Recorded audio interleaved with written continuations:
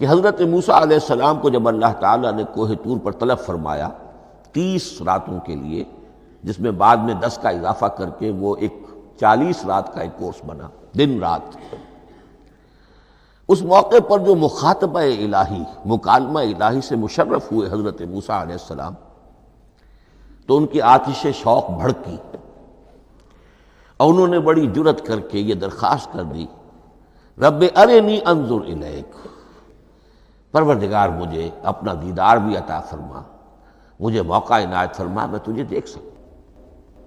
یہ ان کی وہ آتش شوق کا مسئلہ ہے۔ لیکن جواب کیا ملا؟ لن ترانی، تم مجھے ہرگز نہیں دیکھ سکتے، ولکن انظر الی الجبل فإن استقر مکانہ فسوف ترانی۔ لیکن ظاہر بات ہے کہ حضرت موسیٰ علیہ السلام کو بات سمجھانے کے لیے کچھ مشاہدہ بھی کرانا تھا۔ فرمایا تم مجھے نہیں دیکھ سکتے، البتہ اس سامنے کے پہاڑ پر نگاہ جماؤ، ہم اس پر اپنی ایک تجلی ڈالیں گے۔ یہ اگلی الفاظ کے اندر وضاحت ہے، میں یہاں پہلے سے بیان کر رہا ہوں سمجھانے کے لیے۔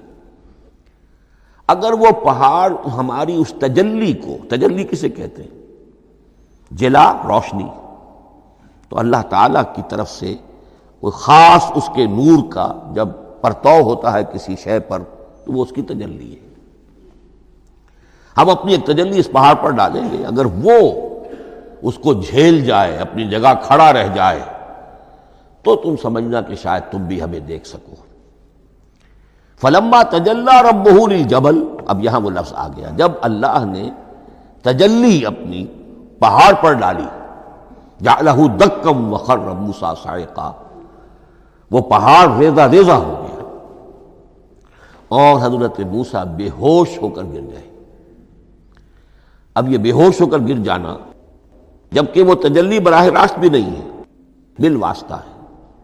مشاہدہ جو کر رہے حضرت موسیٰ وہ بالواسطہ ہے، تجلی پہاڑ پر ہے، لیکن یہ کہ اس کا بھی بالواسطہ اس کا جو ہوا ہے، اس کی جو تاثیر ہوئی حضرت موسیٰ علیہ السلام پر کہ وہ اس کی تاب نہ لا سکے اور بے ہوش ہو کر گر گئے۔